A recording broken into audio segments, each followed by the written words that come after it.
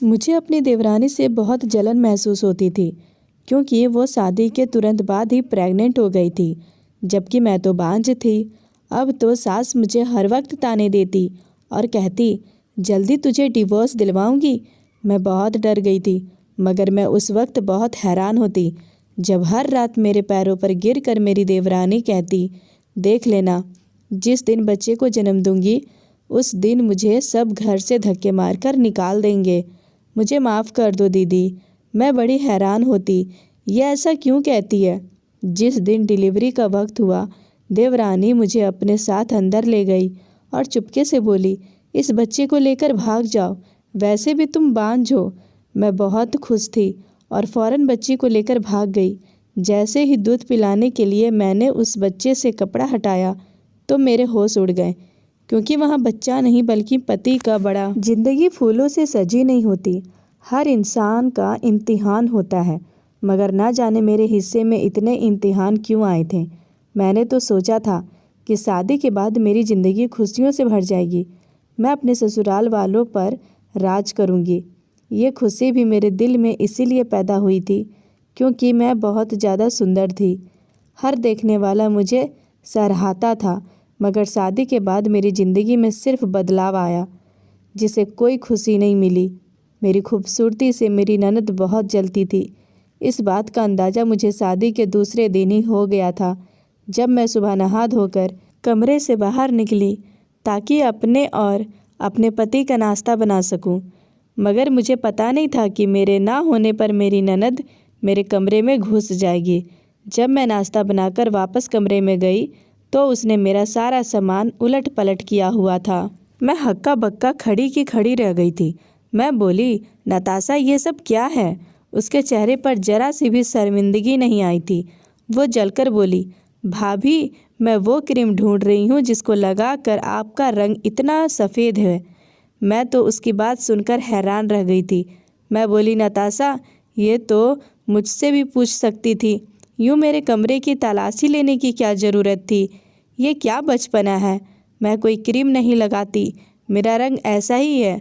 नताशा मुझे घूर कर कमरे से बाहर निकल गई थी। जब मेरा पति सौरभ कमरे में आया तो मैंने उसे उसकी बहन की शिकायत की। वो कहने लगा, ये सब बातें मत सोचो, मेरी बहन बड़ी ज़िद्दी है, उसके दिल में जो आता है वो वही करती है। सौरभ कहने लगे, जिया, एक बात मैं तुमसे कह देता हूँ, अगर तुम मेरे घर में रहना चाहती हो तो कभी भूल कर भी मेरी बहन के साथ तमीज़ी मत करना। मेरे पति की बात ने मेरे पैर बांध दिए थे। खैर, अगले दिन मेरी ननद ने मेरे सारे काले सूट ले लिए थे और कहने लगी, भाभी, आप इस घर में ये रंग नहीं पहन सकती। मैं हैरान हुई और बोली, क्यों, इसकी क्या वजह है। नताशा कहने लगी, क्योंकि आप काले रंग में बहुत सुंदर लगती हैं। आपके सामने मेरा रंग काली स्याही लगता है। मैं तो उस लड़की की बातें सुनकर परेशान हो जाती थी। न जाने वह मेरा और अपना मुकाबला क्यों करती थी। मैंने उसकी शिकायत फिर से अपने पति को कर दी और मेरे पति ने बड़े आराम से कह दिया था कि जैसा नताशा कहती है वैसा ही करो। मेरे दिल में ये सवाल पैदा होता कि मुझे यह तो बताइए कि मेरी शादी आपसे हुई है या आपके नताशा से। मगर मैं ये सवाल करने की हिम्मत नहीं कर सकती थी। यूं ही मेरी शादी को 2 महीने बीत गए थे। इन 2 महीनों में मेरे पति ने कभी भी मुझसे खुलकर बातें नहीं की थी। वो मुझे अपनी नौकरानी समझता था, मुझे अपने कामों पर हुक्म देता था, जो मैं चुपचाप कर दिया करती थी।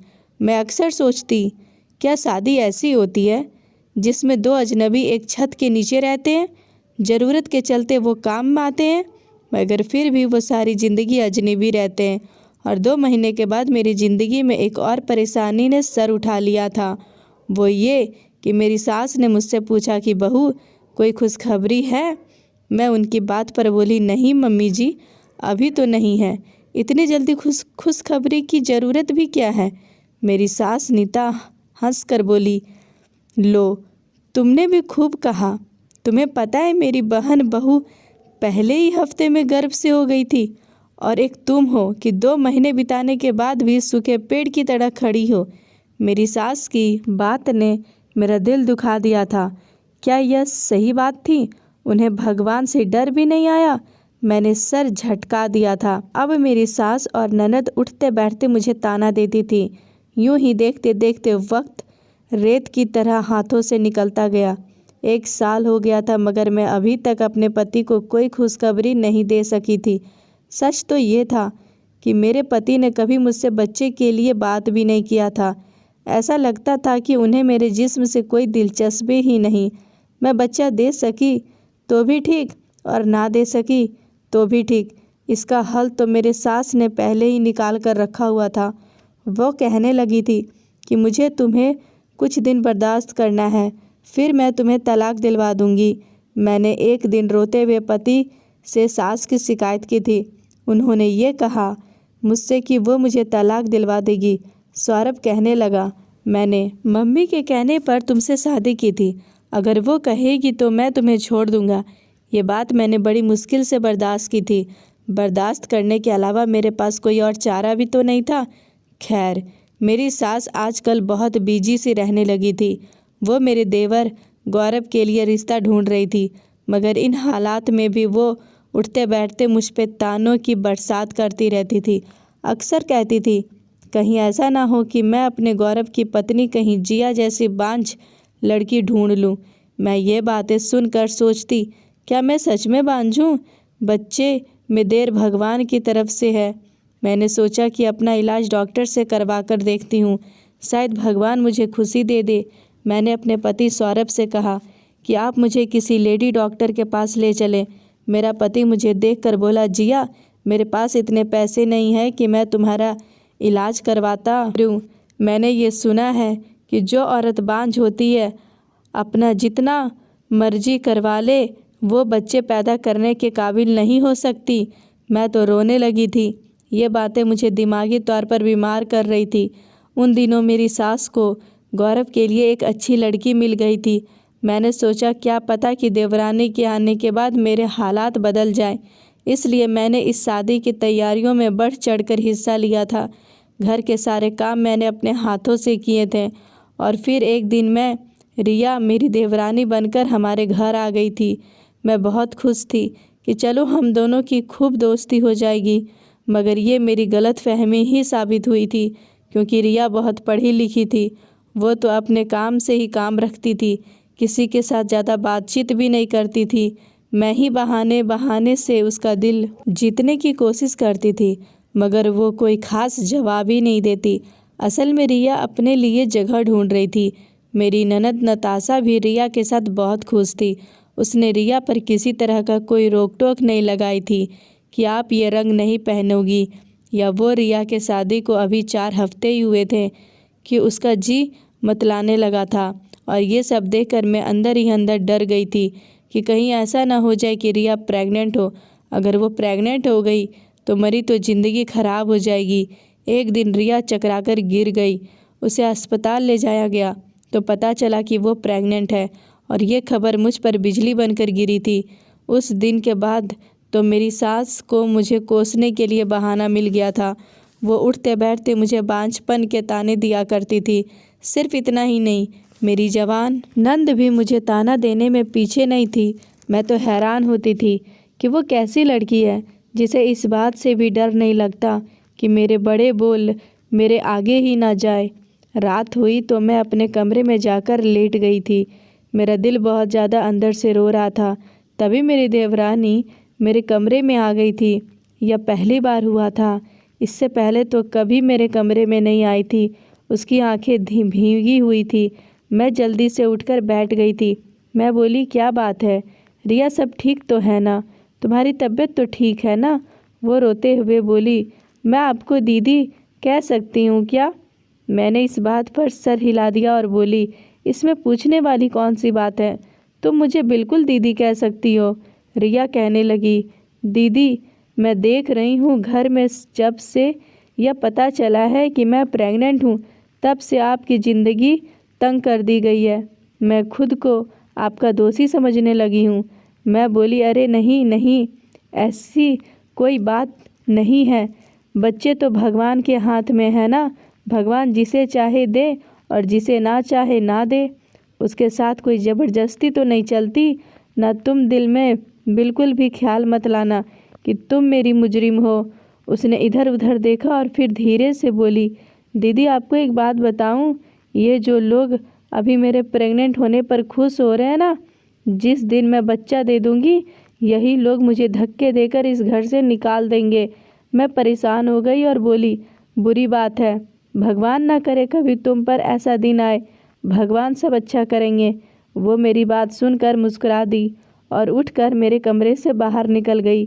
थोड़ी देर बाद ही कमरे में सौरभ आ गए। वो बहुत बेचैन लग रहे थे, कमरे में यहाँ वहाँ देख रहे थे। इससे पहले मैंने कभी उन्हें इतना परेशान में नहीं देखा था। ऐसा लग रहा था जैसे वो मुझसे कुछ कहना चाह रहे हो, पर उन्हें कोई शब्द ना मिल रहा हो। मैं खुद ही आगे बढ़कर बोली, क्या बात है सौरभ, आप मुझसे कुछ कहना चाहते हैं? मेरी बात सुनकर उन्हें थोड़ी हिम्मत मिली थी। वो बोले, हाँ, मुझे तुमसे एक बात पूछनी थी। ये गौरव की पत्नी अभी तुम्हारे पास क्यों आई थी? मैं बोली, बस वैसे ही मुझसे बातें कर रही थी। सौरभ जल्दी से मेरे पास बैठ गए और बोले, अच्छा क्या बातें कर रही थी? मैंने आज तक उन्हें किसी में इतनी तरह दिलचस्पी लेते हुए नहीं देखा था। मैं बोली, बस कुछ नहीं। वो फिर से बोले, मुझे एक बात बताओ, तुम दोनों में क्या बातें हुई थी? मुझे अब सौरभ पर गुस्सा आ रहा था। उन्होंने मुझसे तो कभी इतनी दिलचस्पी से बात नहीं की थी। मैं बोली, बस वो प्रेग्नेंट के बारे में बात कर रही थी। सौरभ का चेहरा पीला पड़ गया था। वो बोले, कैसी बात, मतलब प्रेग्नेंट की क्या बात कर रही थी? वो सवाल से सवाल करते जा रहे थे। मैं चढ़कर बोली, हम औरतों की बात है, आप मर्द इससे दूर रहें। मैं जल्दी से उठकर बाहर निकल गई। मेरे लिए सौरभ का ये व्यवहार बड़ा अजीब था। मुझे तो रिया की बातें भी अजीब लग रही थी, लेकिन दोनों ही अपने बातों के पीछे छुपे राज से मुझे आगाह कर रहे थे। उधर मेरी सास तो रिया की तारीफ किए जा रही थी, जबकि गौरव भी बहुत खुश था। वो अपनी पत्नी के लिए तरह तरह के फल लाता था और ये सब देखकर मेरे दिल में चाहत रह जाती थी। अक्सर यह ख्याल भी आता था कि भगवान यहाँ किस चीज़ की कमी है। अगर वो मेरी देवरानी को बच्चा दे सकता है तो मुझे क्यों नहीं दे सकता? मैं इन्हीं बातों को सोच रही थी जबकि सौरभ नाश्ते के लिए किचन में आ गए थे। वो बोले, सोच रही थी कि मैं किसी डॉक्टर के पास चली जाऊं खुद से। इस बार आपको नहीं कहूँगी कि आप मुझे साथ ले चलें। मेरी बात सुनकर सौरभ हंसकर बोले, जिया तुम अब भी नहीं समझ पाई? रिया के प्रेग्नेंट हो जाने के बाद तुम्हें अपने बांझपन का यकीन हो जाना चाहिए था। तुम न जाने अब तक किस गलतफहमी में बैठी हुई हो। मैं ये सब बातें सुन सुनकर तंग आ गई थी। पहले तो बहुत रोया करती थी, मगर अब रोना भी नहीं आता था। सौरभ नाश्ता करके चले गए थे। थोड़ी देर बाद रिया किचन में आ गई थी। वो बोली, दीदी मुझे बहुत भूख लग रही है। मैं बोली, तुम बैठो, मैं तुम्हारे लिए नाश्ता बना देती हूँ। वो मेरी बहुत इज्जत करती थी।